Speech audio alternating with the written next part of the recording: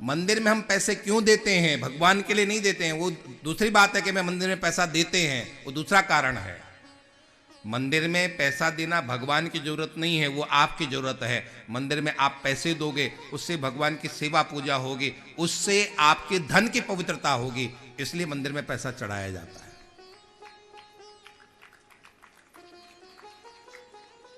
और मंदिरों से बहुत सामाजिक कार्यक्रम होते हैं। भारत में, दक्षिण भारत में तिरुपति मंदिर है, तिरुपति बालाजी मंदिर है, और कहते हैं कि उस स्टेट की सरकार को लगभग लगभग बहुत रेवेन्यू मिलता है मंदिर से, अरबों खरबों रुपए वहां मंदिर से मिलते हैं। कितने लोगों का पालन पोषण होता है। लोग भगवान को दे रहे हैं, इसका क्या मतलब है? बहुत से लोगों को दे रहे हैं। तो भगवान को पैसे की जरूरत नहीं है, भगवान को आपके मन की जरूरत है। भगवान को धन दोगे, लक्ष्मी जिसके चरणों में रहती है, उसको आपके धन की क्या जरूरत है? माँ अन्नपूर्णा जिसके दरवाजे पर अन्न का थाल लेकर के खड़ी रहती है, उसको आपके भोजन से क्या मतलब है? वस्त्र, ये आकाश ही जिसका वस्त्र है, उसे वस्त्र देने से क्या फायदा है? इसलिए भगवान कहते हैं, ये जो तुझे मुझे देना है तो क्या दो? अपना क्या दो? मन दो। रहीम जी ने कहा था, रत्नाकरम तव गृहे गृहिणी च पद्मा। भगवान आप क्षीर सागर में रहते हैं, समुद्र में रहते हैं, रत्नों के भंडार पर आप रहते हैं। मैं आपको क्या रत्न दूं? लक्ष्मी आपके चरणों में रहती है, मैं क्या आपको पैसा दूं? आप जगदीश्वर हैं, पूरी दुनिया के मालिक हैं, हम क्या दे सकते हैं आपको? आप भगवान को जल चढ़ाते हो ना? क्या क्या देते हो आप भगवान को? आप भगवान को जल चढ़ाते हो, फल चढ़ाते हो, धन चढ़ाते हो। मैं कहूं कि ये सब आया कहां से? ये किसका है जिसको आप भगवान को दे रहे हो? आपका है? जल आपने बनाया है? फूल आपने बनाए हैं?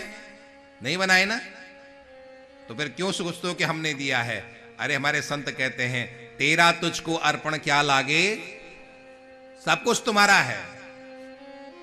हमारा है क्या? क्या हम भगवान को दे सकते हैं? हमारा कुछ भी नहीं है, ये सब कुछ परमात्मा का है। और परमात्मा को देख करके और हम अहंकारी बनते हैं कि हम दे रहे हैं। संत कहते हैं नहीं, सब कुछ परमात्मा को है, सब कुछ परमात्मा। तो भगवान के पास क्या नहीं है? मन नहीं है। भगवान को क्या देना चाहिए? मन देना चाहिए। हम लोग उल्टा करते हैं। मन हम उस जगह देते हैं जहां उस मन की कोई कीमत नहीं है, वहां हम मन को देते हैं। और जहां मन की पूरी कीमत है भगवान के पास, वहां हम मन नहीं देते हैं। हम मन किसको देते हैं पता है आपको? आप अपने परिवार वालों को अपना मन देते हो। आपके मन में भगवान नहीं बसते। कौन बसते हैं? आपके परिवार वाले बसते हैं। नहीं बसते हैं? अब हाँ ना कोई नहीं करोगे। आपके मन में कौन बसता है? आपका परिवार बसता है। जिस परिवार को आपके मन की कोई कीमत नहीं है, भगवान आपके मन की पूरी कीमत देने के लिए तैयार है। आप भगवान को मन देने के लिए तैयार नहीं है। और जिस परिवार में आपके मन की कोई कीमत नहीं है, आप उसको मन देते हो और फिर दुखी होते हो। आप दुखी क्यों हो पता है? क्योंकि आपने मन को परिवार में दिया हुआ है। आप सुखी होना चाहते हो तो मन को कहां दो? हमने स्वयं अपने दुख को ओढ़ा हुआ है। हम स्वयं अपने दुख को ओढ़े हुए हैं। अन्यथा मन परमात्मा को दिया जाए तो जीवन में आनंद ही आनंद है। आप क्या देते हो भगवान को? मन देते हो? नहीं देते हो। आप भगवान को धन देते हो, अन्न देते हो, फल देते हो, जल देते हो, ये सब चीजें आप परमात्मा को देते हो। मन आप अपना परिवार को देते हो, दुनिया में देते हो। अब यहां से एक अनुभव लेना, आप एक प्रयोग करके देखना।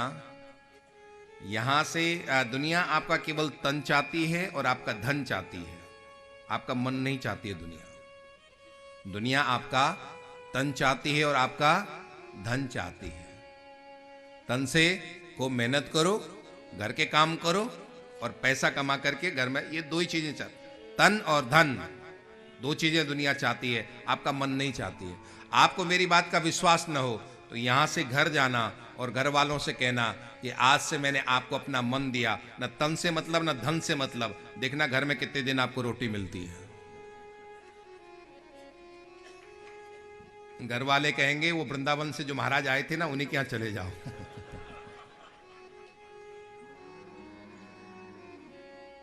परिवार वालों का आपके धन से और तन से मतलब है। आप आज थोड़ा विचार करके देखना, परिवार आपसे क्या चाहता है।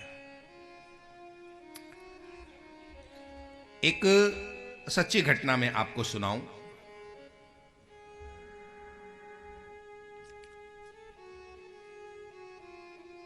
एक गांव का एक छोटा सा बालक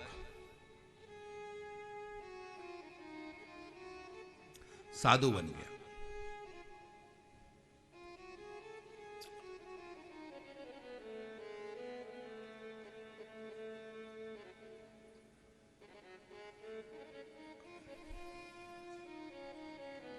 कोई बात नहीं, सुरेश जी बहुत सेवा कर रहे हैं, बहुत अच्छी बात है।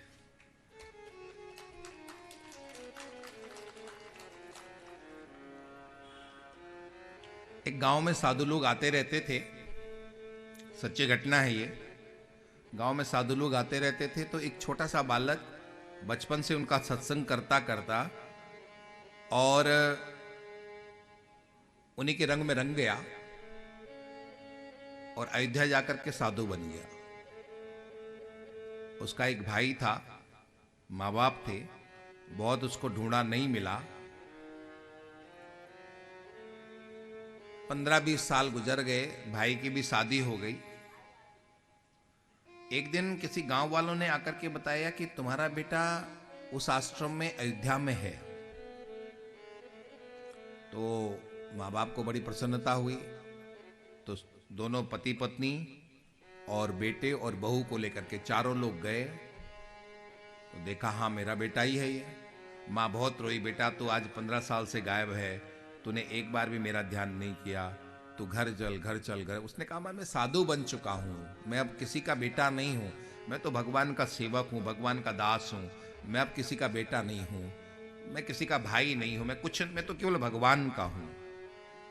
अब माँ का हृदय तो माँ का हृदय। माँ दौड़ी दौड़ी गुरु महाराज के पास गई, गुरु महाराज आपने मेरे बेटे को साधु बना दिया, ये आपने अच्छा नहीं किया, मुझे मेरा बेटा वापस दो, मुझे मेरा बेटा वापस चाहिए, और नहीं दोगे तो हम यहाँ से जाएंगे नहीं। बहुत नाराज हुई माँ। तो गुरु महाराज ने उस शिष्य को बुलाया, कहा बेटा तुझे भजन ही तो करना है, माला जपनी है, घर में जप ले माला। देख तेरी माँ कितनी नाराज हो रही है, मुझे भी डांट रही है, मुझसे भी झगड़ रही है, तू चला जा घर। अब गुरु महाराज की आज्ञा को कैसे टाले। कहा ठीक है गुरुदेव, मैं जाता हूं, लेकिन परिवार वालों से एक उसने शर्त रखी कि देखो मुझे घर लेकर के तो चल रहे हो, मैं घर तक चलने के लिए तैयार हूं, लेकिन मैं कोई भी काम नहीं करूंगा, मैं केवल भजन करूंगा और मेरा भोजन कपड़ा सब कुछ तुम्हें देना पड़ेगा। माता पिता भाई ने कहा बिल्कुल देंगे, तुम चलो तो घर। भाई को पुत्र को घर लेकर के आए। अब बेटा कुछ नहीं करता, केवल भजन करता है। माँ बाप को तो ठीक है, लेकिन भाई और जो भाभी थी उसके मन में धीरे धीरे परिवर्तन आने लगा कि हम लोग घर के काम करते हैं, खेती का काम करते हैं, और ये कुछ नहीं करता, बैठे बैठे खाता रहता है। घर में कलह शुरू होने लग गया, और 2-2.5 साल के बाद तो माता पिता को कहना पड़ा, बेटा तू अयोध्या में ही ठीक है, अयोध्या में जाके रहा। ध्यान रखना, पूरी दुनिया स्वार्थी है, कृष्ण ही एकमात्र सारथी है। पूरी दुनिया स्वार्थी है, कृष्ण ही एकमात्र स्वार्थी। ये पूरी दुनिया स्वार्थी है। जब तक आपसे स्वार्थ है तब तक सब आपके हैं, और जिस दिन आपसे स्वार्थ नहीं होंगे तब तक कोई भी आपका